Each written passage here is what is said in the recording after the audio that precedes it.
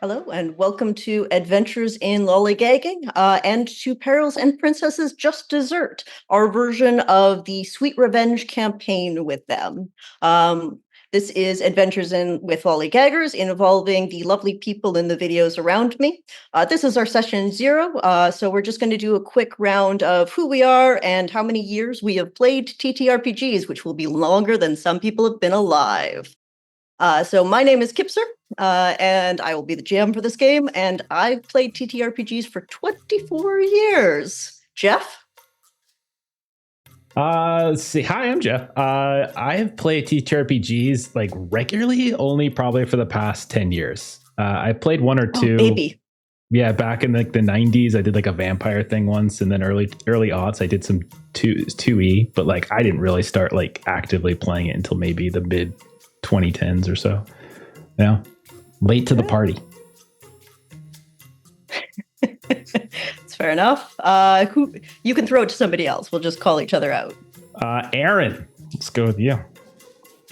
I'm Aaron, and I've been playing TTRPGs for about 46 years because I'm old as fucking Methuselah. I mean, good God. That's some AD&D timeline. I've got a pair of cowboy boots that are older than probably half of you. Yeah, That's okay. I'm not going to argue with that. Well, I think it's only fair that we hear from Melissa then. All right, I'm Melissa. I have only been playing. TTRPGs was not something that I think I knew anything about as a teenager or early adult. So last 10 years ish. And then, last but not least, Derek. Hello there, I'm Derek. I think I started playing TTRPGs in 2013, so about almost 12 years now. And yes, that's my favorite introduction, is the Kenobi hello there. It's a classic at this point. All right, so now, today we're playing Perils and Princesses. This is a TTRPG produced by Outrider Creative, and specifically Ryan Lynch wrote it, illustrated it, designed it, etc. And then for our campaign, Destiny Howell wrote the one that we're going to be playing. It is Ryan's art you'll be seeing throughout this campaign. The concept is kind of gritty and pretty, a world of dragons and monsters and wizards and dark, scary things that hide in dark, scary places, but where we are going to make our princesses for this campaign, which is just recently started to send out on Kickstarter. So I don't have my hard copy of Sweet Revenge, but I should have it soon to show off. Now, as far as mechanics go, you might be a little familiar with some of this stuff. It is a roll under system. So if we've watched our Dragon's Bane campaign, we want below our roll. But this actually includes some fun sort of dice mechanics to promote teamwork. We have something called a heart dice, which is a D4, which you get 1 a level, and you can use it to heal yourself while you do picnics, or you can use it to reduce the roll your teammate did and take the risk that you won't need health later. Which is really fun. And then you have a D6 that you'll need for sort of like your magical fairy godmother ability. And everybody is sort of special and has a fairy godmother in this world, which is really cool. And also in this world, as a quick note, Princess is a fairy tale adventure with a fairy godmother who helps them unlock their inner magic.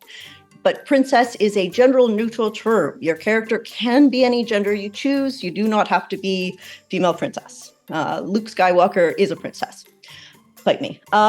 He's a pretty princess. He's a pretty princess. Well, it's all that hair that just goes flowing in the wind. It's like this. As a fun side note, I also just finished reading The Butcher of the Forest by Premeed Mohammed, which is a very dark fairy tale. And it's only a little bit influenced my game prep, which you'll probably see very quickly.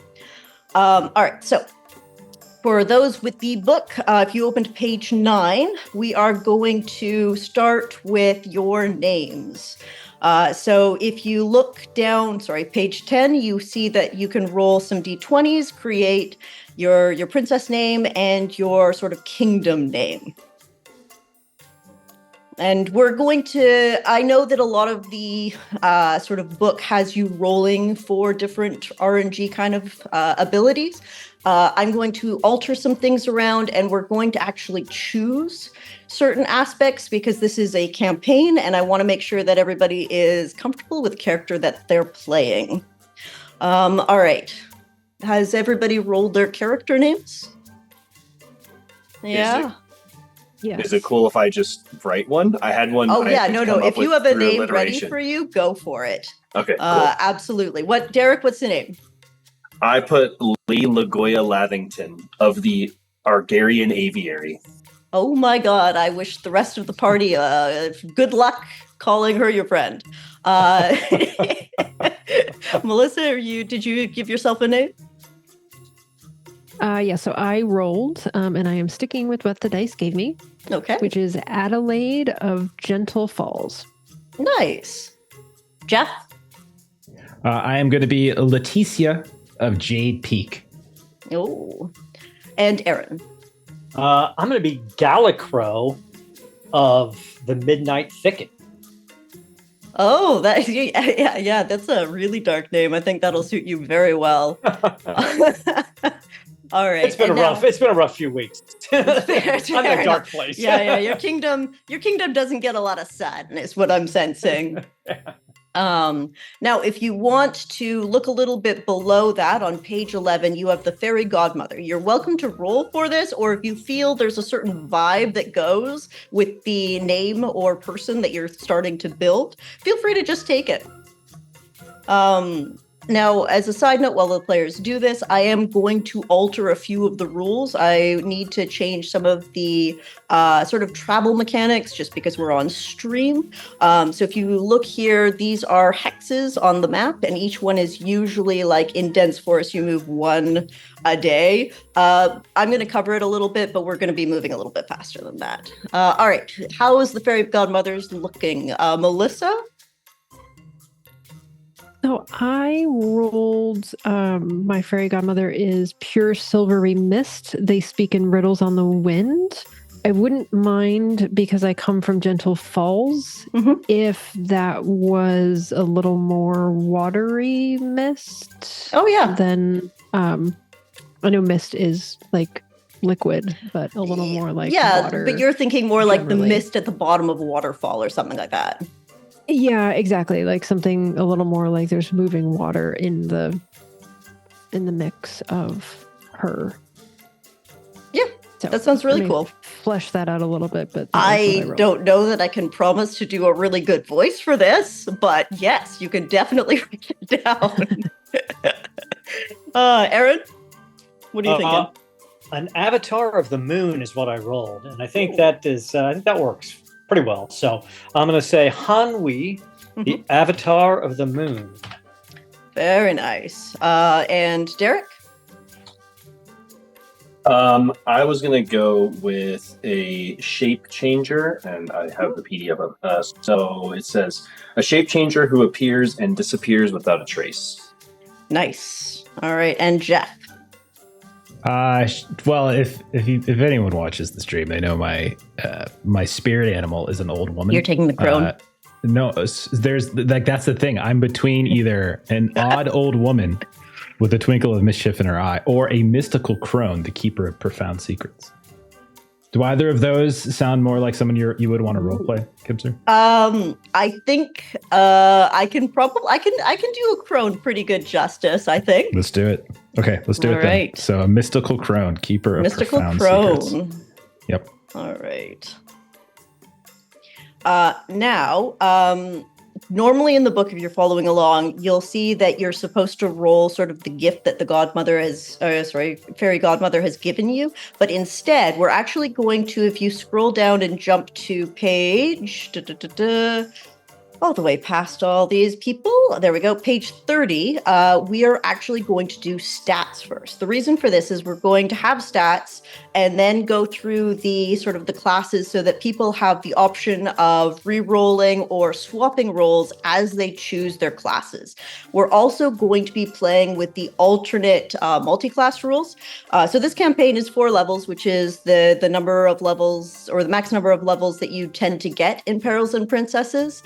But with the multi-class, you can do like 2-2, 3-1, or you can just do all one of the same class. So we're going to allow for people to sort of plan out their character classes a little bit. So each of you guys need to roll your stats. Feel free to roll your HP at the same time. Each of these need to be 4d4. And then you'll be rolling them in order. So resolve, grace, and wits. Now, resolve is the courage to face terror, changing your emotions into physical actions, being brave, enduring pain, using a sword. So kind of think of like strength and constitution. And then grace is your poise under pressure. You're moving deftly and dexterously, carefully navigating hazards, both socially and natural, aiming a bow and arrow. So it's a little bit like dexterity and sort of charisma mixed together. And then wits is the third stat. It is mental toughness, being resourceful with your knowledge of the world, having the emotional willpower to tap into your inner magic, reacting quickly to danger. So this is more like your wisdom, your intelligence. It's often the stat with magic. Also, the reason we're looking at these first is because resolve is usually when you're using melee attacks. So if you're creating a sword fighter or axes or shields, you'll want a good resolve. Grace, if you're, a ranged fighter. Wits, if you want to lean more towards magic. The other thing to be aware of is that resolve is also your carry capacity. So items can have a weight, either like a 1-point or 2-point weight, and the total weight you're allowed to carry has to be sort of around your resolve. If it's above your resolve, then you're wary or I need to look up the word.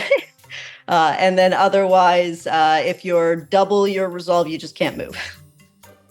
All right, everybody good for their current stats? Then feel free to scroll all the way back up, and we can cover the sort of the gifts that your fairy godmother could give you. Now, again, you're totally feel free to roll. It's a D8 if you would like to.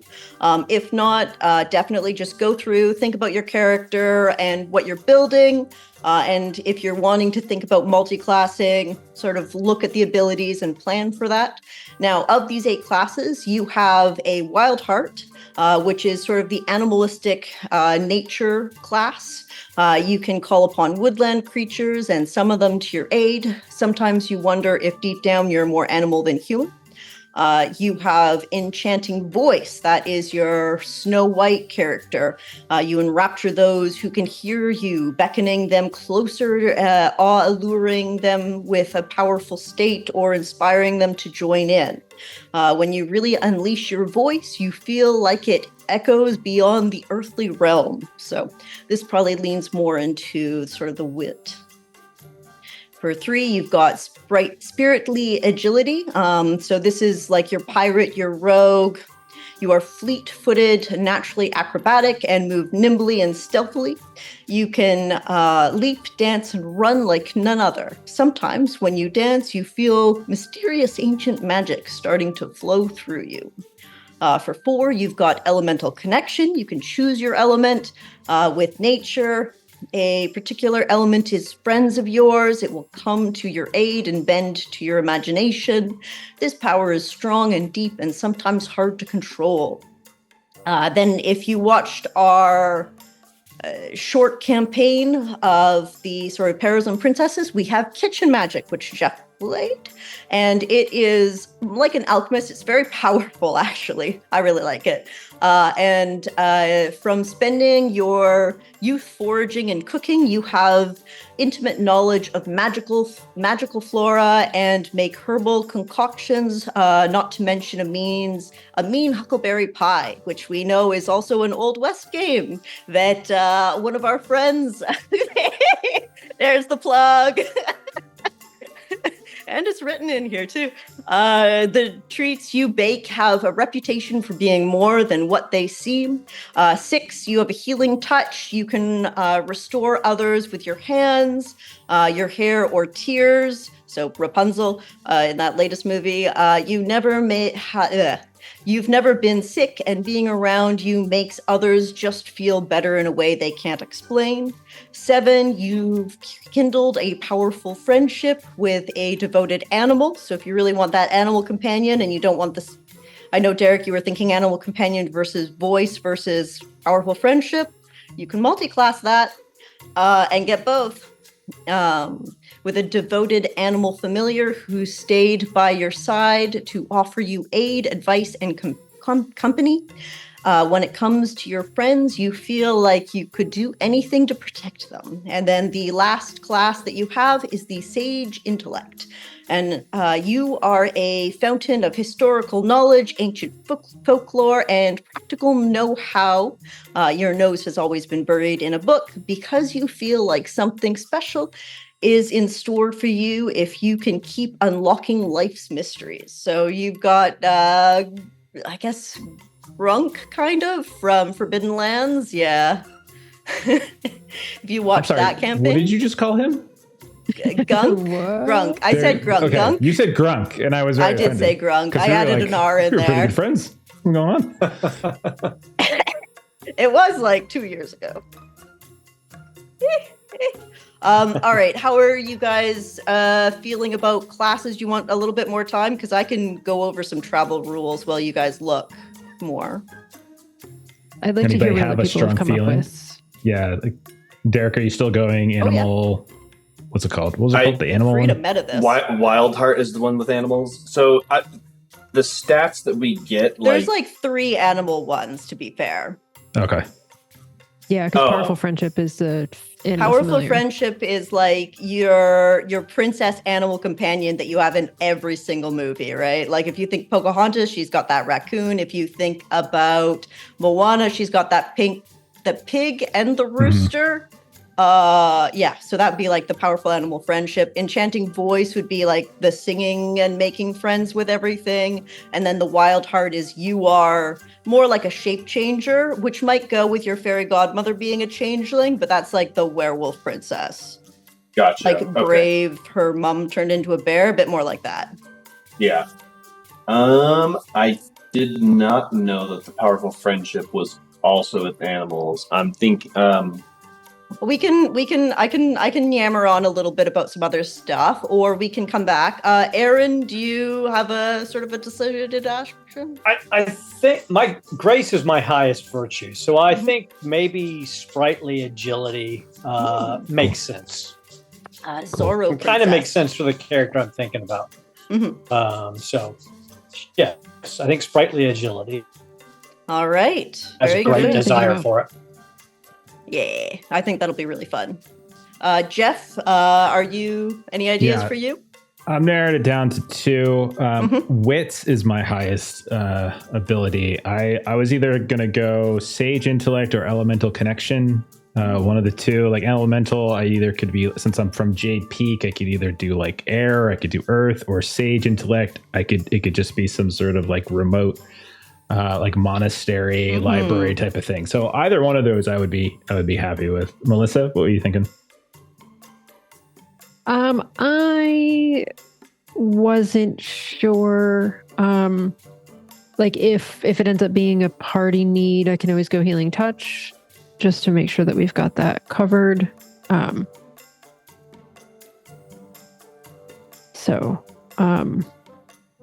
I was either going to go Healing Touch or, and I don't know that this necessarily fits. I think,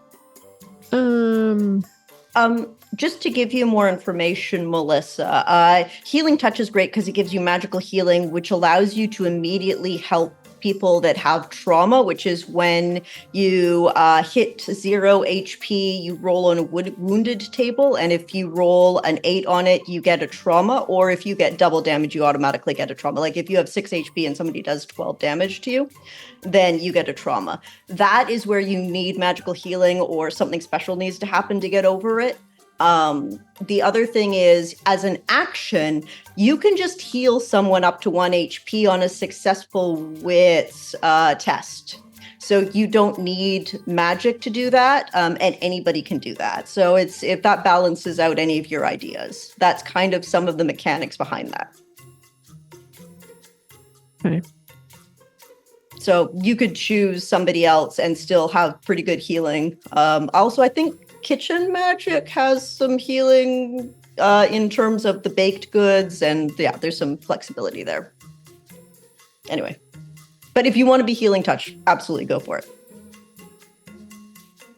Yeah. Derek or Jeff, did either of you finalize I think I'm gonna just jump into the my first choice, which is Wild Heart, because it's like you can be friendly with local animals and it still works. And then you even get like a little wild form. So that sounds like fun to me. I want to be a friend to all animals. Having one companion is nice, but there are many animals and I have to befriend them all. All good. All right. Sounds great. And also that does work with the changeling fairy godmother, I think, a little bit better. Okay. We've got one person pinned down. Aaron's probably spirited agility. Jeff. Yeah, I'm still kind of torn between How many summons do we have? So we have like Derek's got one. Mm-hmm. Does anybody else have like a summoned friend or anything?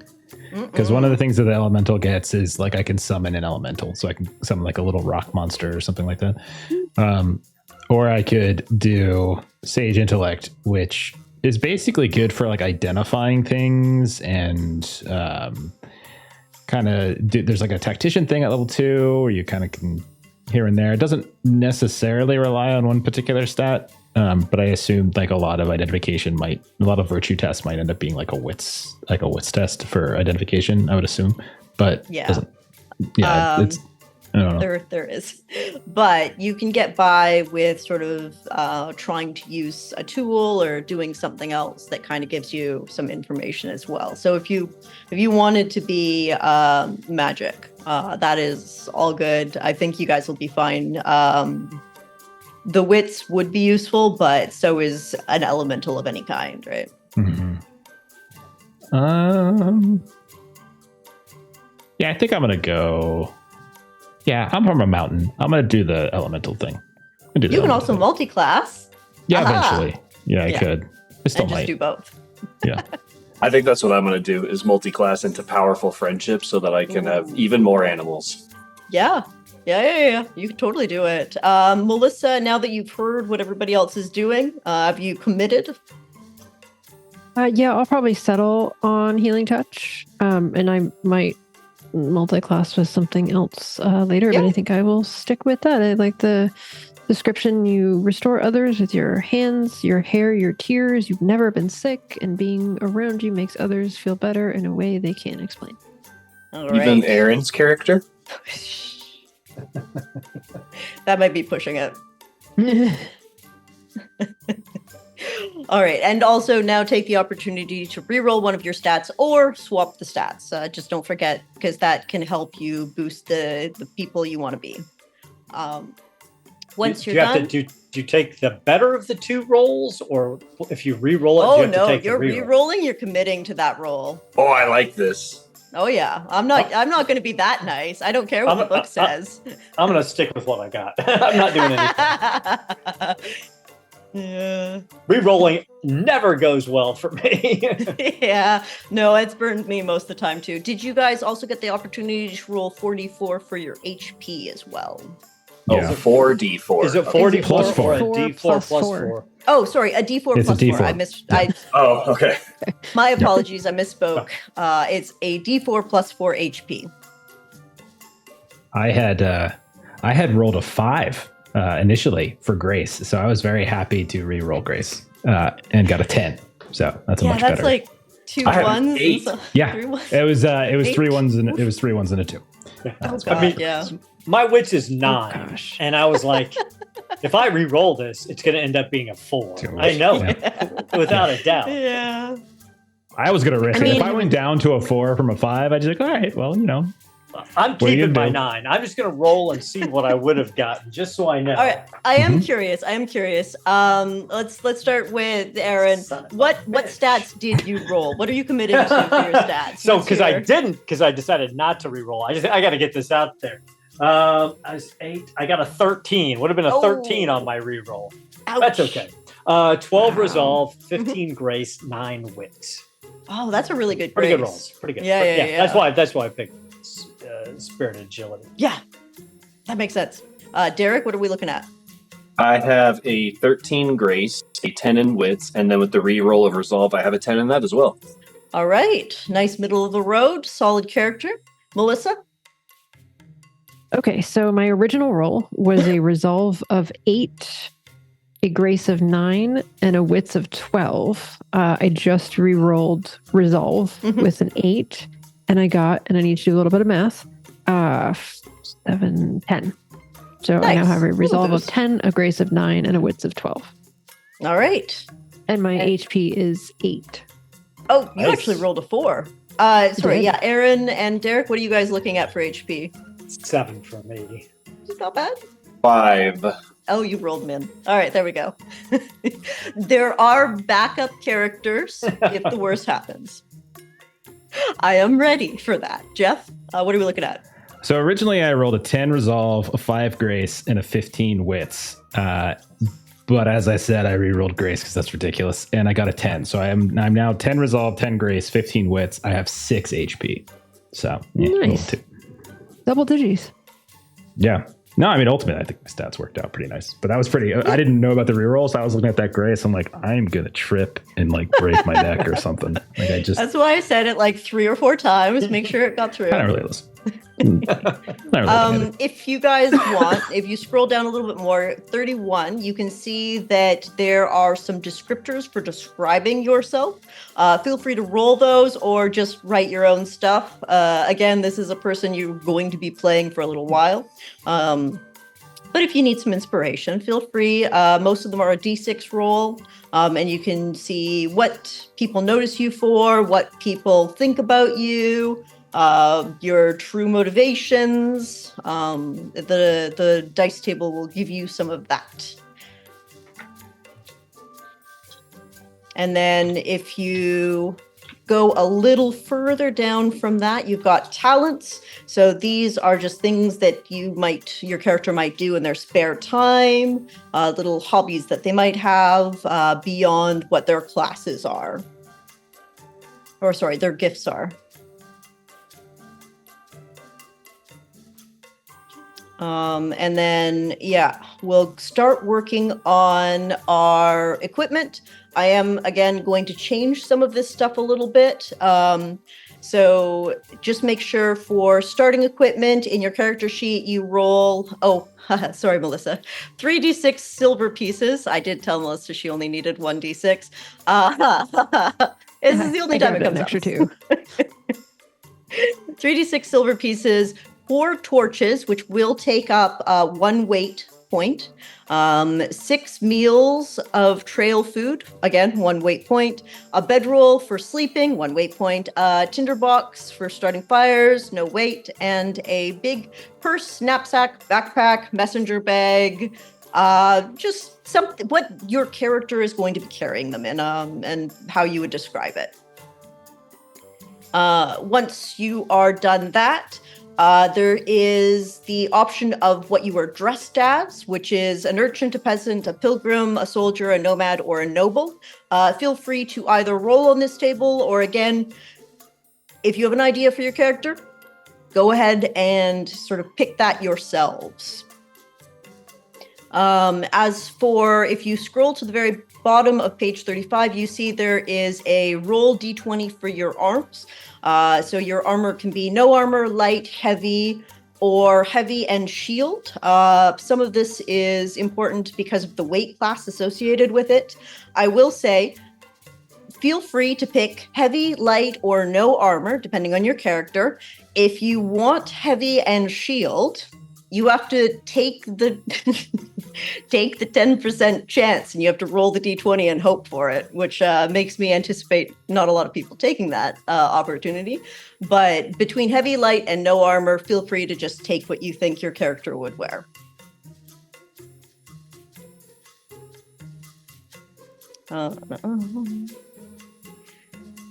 So yeah, this game, a lot of it is sort of a mixture between sort of beautiful fairy tales and then really scary monsters. Again, because I read The Butcher of the Forest, I have cranked a little bit of the darkness up on the fairy tale side of things. And you got to remember, some of those fairy tales don't end very well for a number of people.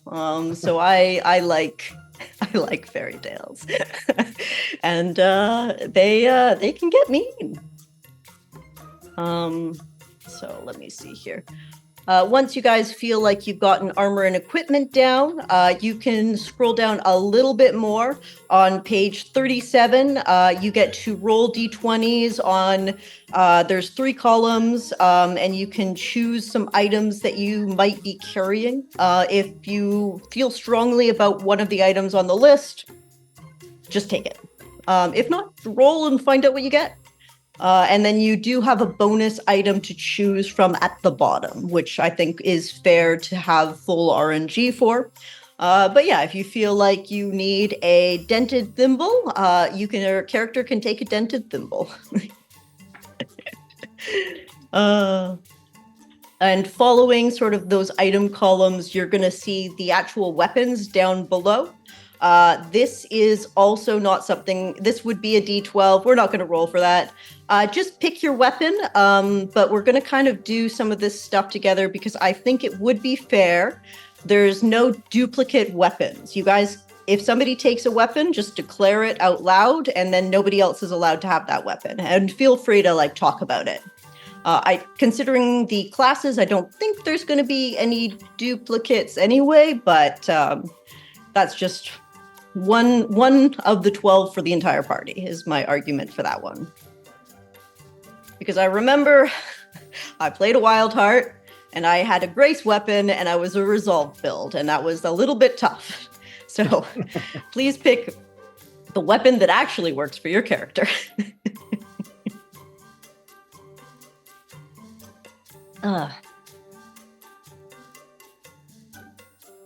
And then I think we're more or less ready to go. A lot of the other information about this game is kind of stuff that you're going to see before. As I mentioned, it's a roll under system, like sort of Dragon's Bane if you've watched Aaron's campaign on Fridays.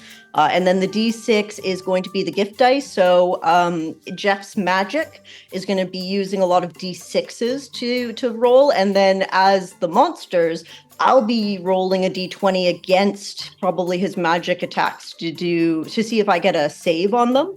And then the D4 again is the heart die, so you can use it to heal.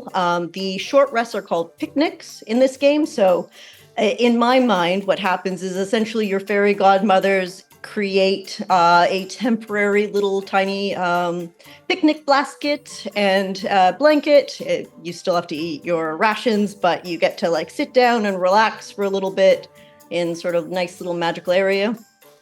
And then you have your full rest. You have things like advantage and disadvantage, where you get to roll 2 dice and either choose the highest or the lowest, depending on what you actually get. Another cool mechanic with the gift dice, as you level up, you'll get 1 gift dice each level. And if you roll 2 gift dice to boost your ability and you get duplicates, that causes a mishap, which then has a kind of fun side effect for me to describe. So it's a failing forward kind of mechanic. You get your gift dice back if you roll a 1, 2, 3, or you'll lose them until a long rest if you roll a 4, 5, and 6, which I think What was the game that used that mechanic? Well, we'll just remember. Sorry, I was reading about special abilities. Sorry. Oh, yeah, no. I'm just yammering to get some time so you guys can get your equipment. Have you guys picked your main weapons? And let's make sure there's no duplicates here. All right, Derek, you're very enthusiastic. What are we feeling for you? My main choice was going to be a hunting bow, but if somebody else prefers that, then my secondary could be the oak staff. Okay, Jeff? I was going to do oak staff if no one wanted it. Okay, well then My Derek, main is a oak staff. Just kidding. we got hunting bow and then oak staff. Melissa or Aaron, have you guys picked your main weapons? I think dagger. I was going straight random, and so I rolled a sling and a dagger. So I may just take sling. I had also, with my character creation, I get a pocket knife and a sheath. Yes. Already, so there's that too. Okay. Sounds good. So that gives you guys like 2 ranged weapons, a little bit of magic, and 1 close. Oh, yeah, I'm gonna like... You guys don't have a tank.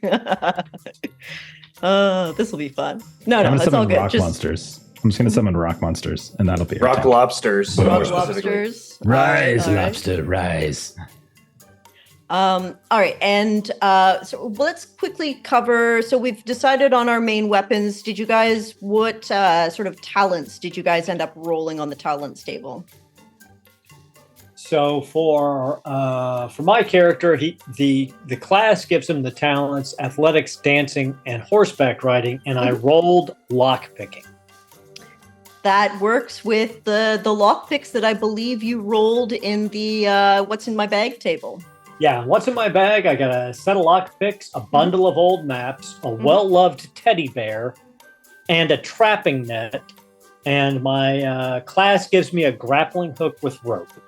Nice. And you know I will have to, at some point in time, ask you what you named your teddy bear. You don't have to come up with it now, but that will be a future question. It's your Teddy. warning. It's Teddy. Of course it's Teddy. Okay, I walked into that one. That's fair. And Jeff, what kind of talent did you roll? And what are you kind of getting with your class? Okay, so I get alchemy and astronomy. And so I rolled a nat 20 on my talent table because that's the greatest time to roll a nat 20, apparently. And I'm going to go with history because I think Melissa's doing healing because those are the 2 choices. And I feel like I get a little bit of my sage intellect kind of thing going on. So I'm going to pick history for flavor. And then in my bag, I got a pickaxe, scented talcum powder, a bear claw necklace, and assorted stone runes. So Ooh. a lot of earthy stuff. I wasn't really sure which element I was going to go with. I was either going to do earth or air, but like I rolled so much stuff that seems very earthy. So I think I'm going to do. Yeah, with the stone. Yeah, and I can use the stone runes to like communicate with you sometimes if you'd like. Yeah. With your fairy I love it. godmother. Yeah, for sure. And then if I go around on Twitch, Derek, what kind of talents are you getting, and what's in your bag, and what are you getting for your class? So my class comes with the talents in hunting, fishing, and wayfinding. And then the talent that I rolled was courtly etiquette, of course. Items, I have a trusty hatchet, I guess as a backup weapon, a fishing kit that specifies with line, hook, sinkers, and lures. I think I know what those are, almost all of them. Feel free to Google words that you don't know. I think a sinker is just like a brass weight, but if I'm wrong, I'm sorry. And then were we going over the actually think it's a all type. of the fishers that watch us all of on our stream? fisher, yeah, all It's of our a fisher community? modestly moving fastball that dips down late at the plate. That's what a sinker is. Sorry. oh, that's the one I knew. Oh dear. And Melissa? Okay. So in terms of stuff that I got, so I get a healer's kit and a sewing kit with healing touch. And then I also got 10 silver, a pocket knife and sheath, a canvas sack and tie, a trusted corkscrew, and a brass bell were my items. And my talent that I rolled is brewing, which I may roll that again. We'll see how that. I mean, I have a trusted brew corkscrew. like healing potions, and you have the cork. You know, Can. Yeah. it's like kitchen magic without the kitchen magic. My innate abilities. So, do we start off with our first special ability? Yes. Or do you have to? Level up to We're starting at level 1, so you do get your first ability. Okay, so my innate and they are in order. Okay, so innate is lifeblood, immune to illness, infection, and poison. However, I am extra tasty to monsters, vampires, and anything carnivorous. So, yeah, little pro and con there. Big heart. I start with an extra heart die. I can also spend my heart dice to heal my friends when we stop for a picnic. And then my first level special ability is magic touch, which I'm scrunching my nose a little bit at. So your very touch offers restorative healing and calming powers. You're able to touch, make contact with a creature to restore whatever sum of HP, or this is where I raise my eyebrow. Smooch. I can tenderly kiss a hostile creature, which maybe not. Maybe I might not want to do that. You don't want to kiss the giant spider that's coming to eat you? No, we may chat about exactly how that will look, but I'm reading special ability as written. So basically they will lose their will to fight. So it's maybe a little more something. Yes, so that's an instance where you would do that and roll your gift dice. And that you are committing the gift dice regardless of if you roll below it, so you get to restore them, or if you roll the 4, 5, 6 and actually lose it. And then I would roll as a monster a save against that, and I would need to roll below my monster's save DC to be able to succeed on that. Or else, you would reduce my ability to fight you, essentially. And it lasts for dice times 10 minutes, and then obviously stops if anyone does harm to said creature. Yes. It can be very useful in hostile situations that you accidentally didn't mean to be in. Let's quickly do our first gifts in terms of what abilities we're starting with. We'll just go reverse order now. Derek, what was yours in this instance? So special ability is give a little whistle. You can summon friendly local animals and summon to your aid by whistling a distinct tune. Then it says a sum of small animals. This is like, squirrels, rats, frogs, birds. And then you use dice for larger beasts like mountain lions, deer, alligators. So whatever creature I use will help with a single task to the best of its ability. A specific type of animal that shows up depends on the location and the surroundings. Oh, nice. And that would bring us to Jeff. So my first special ability is shape. I can manipulate an amount of my element, so earth, we're going with, that fits within dice times 5 cubic feet and form it into specific shapes. This element must be within a range of dice, and it can be moved anywhere within this range, provided it isn't obstructed. And Aaron. My level 1 special ability is nimble. Modify a virtue test by the sum of your roll to escape a restraint or trap, or attempt a combat antic like shoving, grappling, tripping, or acrobatics.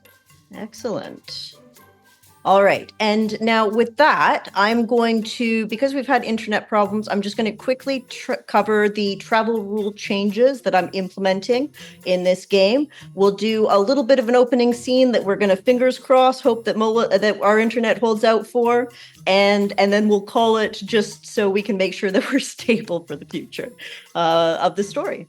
So standard sort of travel rules are that you can go 12 miles per day on a a country road, plains, or paths, and then 6 miles per day on harsh terrain. The forest that you guys are going to be working on, which is my background, is, you can see their hexes there. Each one of these hexes is considered 6 miles. So instead, what we're going to do is we're going to say from Deer Hollow, you can travel to any of the other cities on our map in 1 day. And you'll see that usually you would be stopping halfway.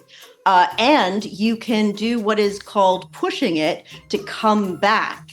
And this will be a resolve test. And if you fail it, you're going to be weary all of tomorrow until you get your next long rest. Weary is an ailment that gives you disadvantage, I believe, on your resolve test for the entire day. Weary, yes, resolve specifically. Now, in this campaign, the compensation for faster travel is you will have 7 in-game days to complete this campaign, to fix what is going wrong here.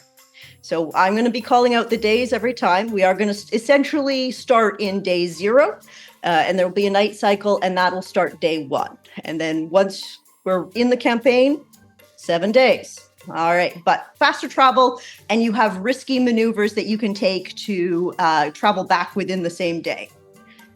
Is that all good for everybody? Okay, That's cool. Good. All right, then, as we start, once upon a time, it starts innocently enough. A light breeze through a partially open window that's a little sweeter than the one before.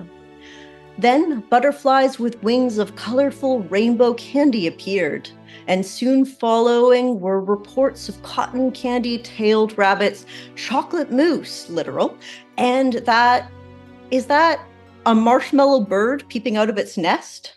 Hunters reported the animals were more cake than meat, and the fishers that their nets were just laying across blue jello instead of sinking into the sea. Soon, though, people in all the kingdoms realized that on bright, sunny days, the air became thick with warm syrup that filled their lungs and made it difficult to breathe. The night was worse as pale moonlight became near invisible plains of candy glass that left those who walked through it covered in thin paper cuts. Once upon a time, there were people who were scared and no one could hear them. The kingdoms of our world sent messengers to all the towns and villages they could. The one sent to the village of Deer Hollow never came back, and people realized that this confectionery symptoms were worse the closer they would travel to it. Meetings were had throughout the kingdom, and some spoke of creating blockades around Deer Hollow to close and try to give themselves more time. Braver hearts prevailed. To take no action, to abandon Deer Hollow and its people, to close doors and let those stuck on the wrong side fall first, is to not help one another, would only mean that whatever this curse is would pick the kingdoms off one by one, that there would be no help in the future and everyone would succumb. So, a request for volunteers with courage and bravery who would travel to Deer Hollow went out. Once upon a time, there were 4 princesses. You have spent several days undisturbed making the trek to the village of Deer Hollow through the Tanglewood Forest. You find yourselves missing the haunted and foreboding feeling of calm before the storm, as you now find yourselves jumping from the road into dense, untamed forests. The underbush claws at your ankles as you hear the impact of a lance on the dirt right where you were just walking before some flower of warning. Maybe your fairy godmothers kind of gave you a sense. Taking the risk to look behind you as you crash into these dense woods, you see the glistening dark chocolate-mounted knight riding a white chocolate horse. He raises his lance and his hollow eyes turn towards your group. And I actually do just have a quick... Let me see. There we go. So the dark chocolate knight is turning towards you, Aaron. As the dark chocolate knight turns its horse towards your group, lance leveling towards you, you see that what starts as a seam appearing in its armor from its neck down to its groin before it resolves into human lips that curl back and reveal perfect human teeth coming towards you. What action are you going to take to try to escape this guy and help your group? So I think what Gallicrow does with his lanky kind of jerky movements is he dives forward using acrobatics, and he's going to try to slice the harness under the horse that's holding the saddle on and knock the knight from his horse. All right, very good. So please give me this is going to be a grace roll for you. And again, you need to roll under. And as you do, please describe sort of the appearance of your character as they're doing their action. Okay. And introduce them. So Gallicrow, the son of the Queen of the Midnight Thistle, is made of wood and straw with a face made of a bone mask that is oddly articulated. His mother was incapable of giving birth, so she built him, and then breathed life into him. And he's the Midnight Thistle in hopes of finding a way of fulfilling his destiny and becoming a living person. But at the moment, he is this weird scarecrow-like being. And so you see him almost fold in half and roll forward, coming up, his arms kind of bending in odd directions as his knife slips out. I envision this sort of as an acrobatics move. And because I am cat-like, I have advantage on virtue tests involving acrobatics. Yeah, take the advantage. Make sure you're rolling under your stat and go for it. Now, remind me, advantage, you roll the 2 dice and take the better of the 2? Yes, which in this case is the lower number. I got an 18 and a 4. I think you're going to take the 4. I think I'm going to take the 4. All right, so you see as your Gallagher slides under, folding himself in half and bringing up his little dagger to slice through. It actually, as you do, you slice into this white chocolate horse, and you realize that the reins and the horse have melded into one sort of solid object. But even as you do, it does peel off, and you think that you've made this knight a little bit more teetering. And Aaron, as he goes under, hears this grinding sound that he realizes these pristine human teeth in the middle of this torso grinding together, though he cannot see it. And then we're going to go to Melissa next. Melissa, as you hear this sound, you realize there's another sound ahead of you, and that there is growling in the woods that you think was attracted to the noise and commotion that is happening around you right now. You don't think it's here yet, but soon something will be coming through the woods. However, the Dark Knight seems to sort of grasp his legs tightly on either side of his horse, and he regains a little bit of balance, not enough. You think you have advantage on certain things, and the teeth in his chest start to part open, and you see this cavernous, hollow torso in front of you before a long, almost tentacle-like tongue starts to come. Sorry. By the way, I run horror games mostly, FYI. As this tentacle-like tongue, disturbing in this almost pristine human mouth, comes out and starts to wiggle its way towards you from him. What are you going to do? Oh, goodness. Okay, so Adelaide sees sees all of these things that are going on, and she really doesn't want some other thing to join in this fray. So what she is going to do is she is going to grab this brass bell that she has in her stuff, and she is just going to wildly swing this brass bell and just kind of like yell and see if she can, if not scare this thing, maybe scare the other thing that seemed like it was kind of wanting to join into this. Okay. So that's what she's wanting to do. That sounds like a wits check to me. Is that what you're aiming for? Or would you like to argue for something else? I don't know the system well enough to argue, so I will take wits. Fair enough. Feel free. And because of Aaron's action, I'm just going to give you a little bit of advantage on this because he did cut the harness. Okay, great. So I was aiming for 12 and I rolled a 13 and an 8, so I will take the 8. Okay, and that's below your stat? Yes, 12 is wits. Oh, sorry. Excellent. So with this sort of commotion, the tongue almost recoils from the amount of motion and noise that are emanating from you, as if confused by this whole being in front of it. It seems momentarily stunned. The growling, less so. It's not quite there yet, but we've at least stunned one thing in this scene. Really? Let's go. Yes, Derek. As you're sort of watching this commotion that Adelaide is doing right beside you, you can choose how to react to that as you will.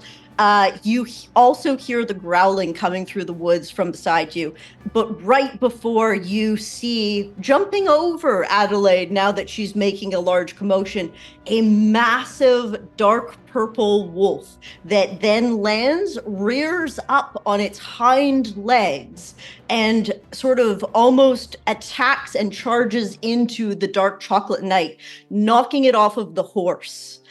You see them almost on top of each other. Belatedly, you realize that this wolf seemed to be wearing shreds of blue fabric across its torso and legs.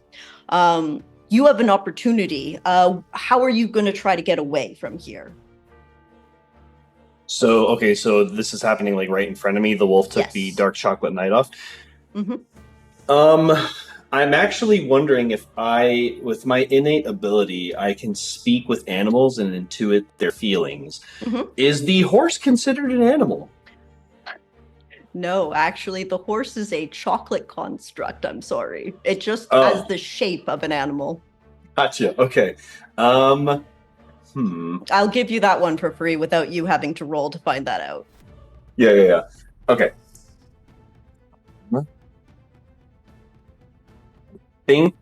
Is there anything that I could...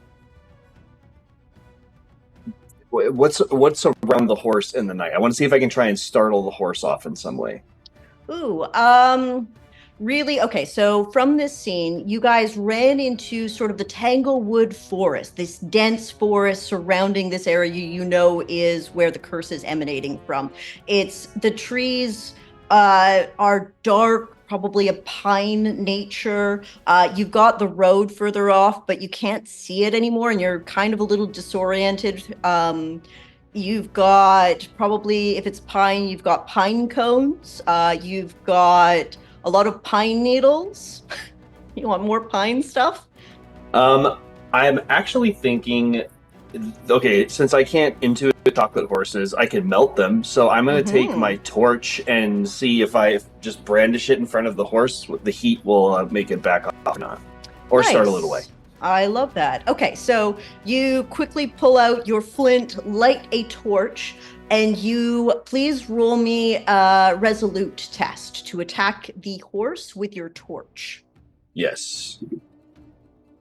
Okay, now if you match, is that considered bad or good? Because I rolled a 10 and my resolve is a 10. So it doesn't have to be 9 or below? It is, meets it and below. Okay, perfect. Then I got exactly what I needed. Mm-hmm.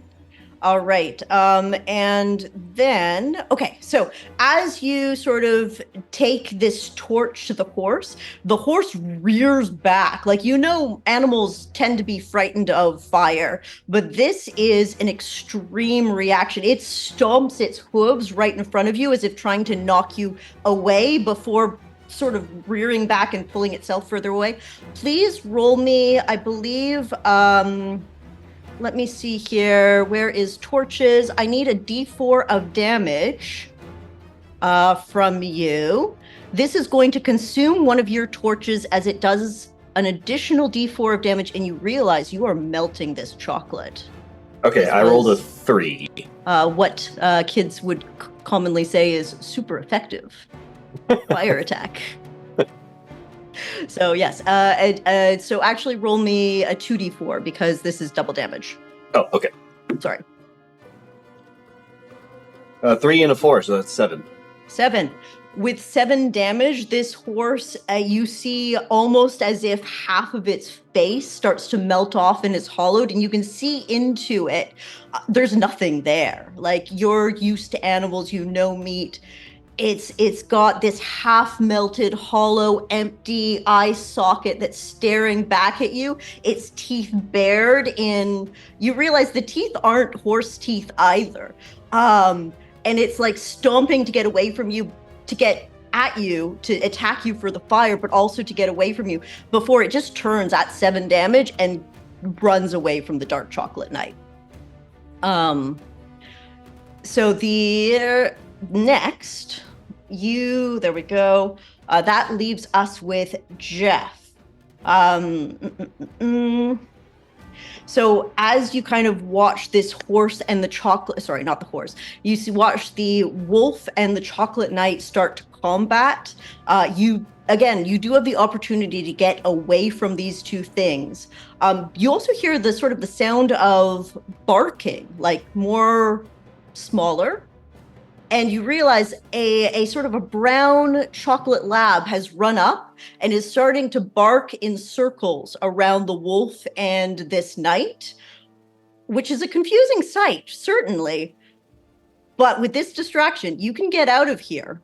You think if either of these two larger creatures realize that you're still there, it might not be good. The dog seems fine. He's... Okay. Yeah, but what Clarifying do you think question. What are you going to do? And feel free to when you say chocolate, when you say chocolate lab, do you mean like the breed chocolate lab, or do you mean a lab made of chocolate? From first appearances, without a close inspection, it does appear to be the breed chocolate lab. Okay, I love chocolate labs, so I was very excited. Okay, so if I'm getting the sense that that these two creatures are beyond our capabilities and we're trying to get away. And I think what I'm going to call her Letty. And so I'm going to say she's kind of towering and lumbering in some ways. And she has like patches of skin that looks gray and like cracked a bit, almost like stone itself. And instead, and like you can see little tiny like veins of like almost like a jade color, and her eyes are very jade colored. And she's dressed in very plain clothing, like pilgrim-like clothing, but she has all these different rocks, and they're not always gems, they're just rocks, like hanging from her ears, hanging from her neck, or hanging from various parts. So I think if it looks like we need to flee, she's going to we're on like a road, right? Like a path, or like on the edge of one. You have sort of lost the road by running into the woods. You are currently turned around a little bit. Okay. So you're not familiar with this area. It would take maybe a check to try to navigate here, or you can see if you can find a safe spot. Okay. I mean, I will attempt to navigate. I'll attempt to figure out a way to get out of here. So I'll look around, and I'll take my staff, and I'll kind of like swat through some of the brush of the pine, or I'll try to maybe I'll kneel down, and I'll just like touch the earth and pick up like a bit of stone and just like sniff that and try to get some kind of sense of a safe direction. You touch grass and do a navigation check. Please give me a wits roll for that. I'll give you advantage considering your abilities. So the other thing I was going to say, my staff actually gives me advantage on any roll that's made for like wayfinding. So for calling this wayfinding. All right. Very nice. So Very nice. first one is a 6. That's a pass. Second one is a 4. So a 4, I pass. A 4. Very good. All right. So you're able to circumvent and navigate your party around this combat. And as you do, you watch as this large wolf swipes in and bites in the same attack a lot of damage at this chocolate knight, and piece of it start to fall off here and there, and you see the mouth of this chocolate knight, and the tongue is wrapped around the wolf, seems to be gnarling and attacking several times in a turn back. As you safely navigate around to the other side before trying to get towards where you believe the road is. You're well on your way, and you realize that the sun is setting, and that sort of moonlight glass candy is going to be out and a problem soon. However, you are fairly confident. You remember the path you took. You managed to see where you broke branches and sort of smell the grass and dirt, and it smells like Gallicrow's wooden feet. And you do manage to sort of navigate back to where you believe the path to be. And along your way, you actually find a rather large hollowed out tree. You can see the path from where you're at now, but this place seems really good for a night's rest. And you guys are pretty exhausted after having run and having found this safe spot. Knowing that you can go no further tonight, you guys clamber into the hollow of this large tree, sort of sleep taking you, and through some blurry eyes, you guys actually start to fall asleep, and you realize as you hear a little bit of flapping above, blurrily you look up and you see sort of this white, shockingly white raven standing at the top of this hollowed tree, looking down at you before the night and sleep takes you. In the morning, you feel what awakens you is the feeling of sticky and dense sunlight start to populate on your skin, or what you consider flesh. And you wake up, you see the road, you're good to go, you can get to Door Hollow, and then in the distance, you hear the cries of a boy slightly further up and slightly off the field. And that's where we're going to end for today while our internet holds. All right. Awesome. Welcome Nice, to nice. Perils and Awesome. Princesses with a little bit more perils. Yeah. I love it. Yeah, for sure. That's awesome. I love your description, Aaron, of your princess. That was really good. Yes. Because I was thinking, I'm like, can we go a little crazy with this? Because I was thinking of doing the grayscale disease from like Game of Thrones. I couldn't remember the name of it, yeah. but that's kind of what I was totally. going with. Yeah, I Go want to have full- like patches of that. Yeah, Yeah. go full Well, crazy with your design. I had been contemplating the idea of making either like a beast kind of character or a Quasimodo kind of guy, Mhm. or like the Scarecrow or Pinocchio kind of thing. And then when his Grace came up, I was like, oh yeah, no, he's full on fusion of Pinocchio and the Scarecrow Nice. from Wizard of Oz. It's great. I loved it. I realized, Derek and Melissa, you didn't get the opportunity. I kind of went a little quick. Did you want to describe your physical appearances of your princess in this opportunity? Nope, I'll have that ready for next time. I was about to say. Or you want more time to think about it? I just learned what a skirt hike is, and I'm excited, so I want to do more You're research. Okay. Yeah, go to the Renaissance section of Etsy. You're going to see all sorts of fun things. Again, I'm going to ask Ashley for help. I'm going to have a good description. I'm going to be writing this out for the next week. Excellent. All right. Not a problem. We can do a little bit. We'll probably reiterate some of the character instructions or introductions as we go into our Just Desserts Sweet Revenge campaign. Jeff, what are we doing? Okay, so next thing we do is we do plugs, and so normally I get everybody else to go, and in this case it would be Aaron, and then we come back to me. So toss it to Aaron. Tell us about like Garblag and stuff. Aaron, what's Garblag doing? All right. Well, Garblag, let's see. Tomorrow is Wednesday. And the crew at, I want to say, 1 p.m. Pacific Standard Time will be beginning their Judge Dredd adventures. The judges are in a rough part of the city, and they don't have me there to help them because, well, not going to get into that, but definitely tune in if you love Judge Dredd. You're going to love the show, so definitely give it a shot.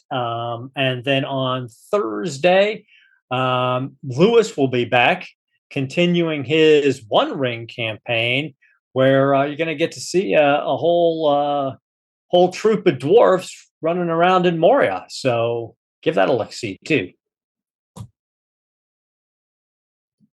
That is all. Right. Oh, Okay. excellent. Awesome.